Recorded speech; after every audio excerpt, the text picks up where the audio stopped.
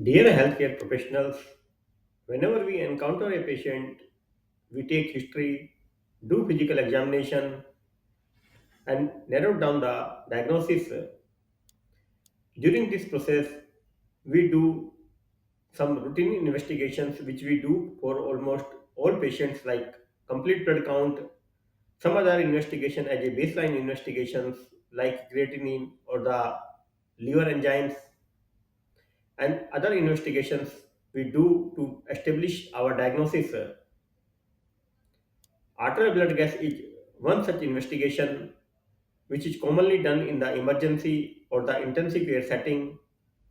It is commonly done to set the ventilator parameters, to look for the hypoxia or the carbon dioxide value. Are you aware or do you know that arterial blood gas can really help in making diagnosis or establishing diagnosis? So when you do arterial blood gas and analyze it, you look at several parameters which is there in arterial blood gas. So you look at pH value, CO2 value, O2 value, bicarbonate, hemoglobin, lactate, sodium, potassium, so on so forth. So basically, what information we are getting through arterial blood gas is mainly whether the patient has acidosis or alkalosis or patient has normal pH, whether the patient has hyponatremia, hypernatremia or normal sodium, whether the patient has hyperkalemia or hypokalemia or normal potassium, whether the patient has hypoxia or not. These are all considered as a finding for that particular patient, but these are not diagnosis. We cannot say this patient diagnosis is hypoxia. We cannot say this patient diagnosis is metabolic acidosis or hypernatremia. So, how arterial blood gas can help in establishing the diagnosis? So, before going into the further details, I want to clarify a few things. First, we never rely on a single value. Most of the parameters in arterial blood gas we look over time as a trend. Secondly, before establishing or before taking any action on the arterial blood gas value, you have to be very sure that this arterial blood gas value is correct. Means you have to establish whatever parameters are there in the arterial blood gas are correctly reported, or the machine is working correctly, or it is not the misleading or the false report. So how arterial blood gas helps in establishing diagnosis? For example, if you encounter a patient with sepsis, so what is most common abnormality in sepsis patient? So in arterial blood gas, either you will find respiratory alkalosis or maybe in the later stages you may find metabolic acidosis.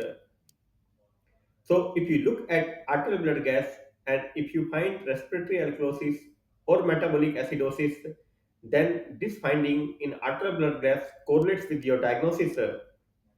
But for example, if the patient pH is normal, there is no respiratory alkalosis or metabolic acidosis, or if patient has metabolic alkalosis, then there are three possible scenarios.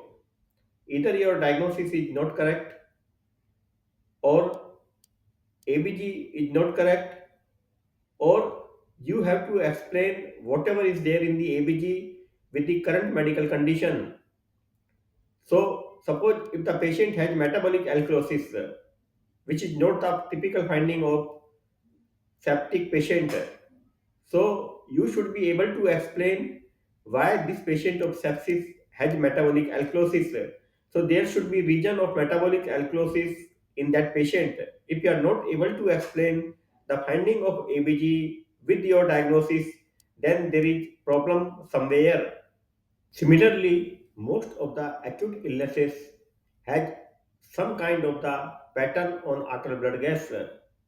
For example, if there is pneumonia, or pneumothorax or pulmonary embolism, COPD, asthma, acute liver failure, or acute kidney injury, there is some typical pattern of these diseases on arterial blood gas. So, if your arterial blood gas is not correlating with your diagnosis, then you have to look for the cause. Why patient arterial blood gas is not correlating with your clinical diagnosis?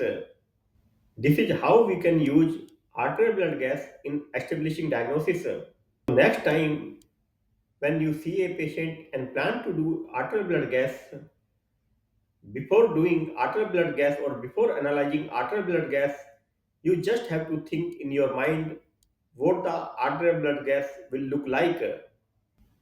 If ABG values turn out to be the same what you are thinking, then you are in the right direction. But if it doesn't, then you have to find out the reason. So next time when you encounter a patient, before doing ABG, just think in your mind what the ABG will look like. This way you can improve your diagnostic skills. I hope this video was useful to you.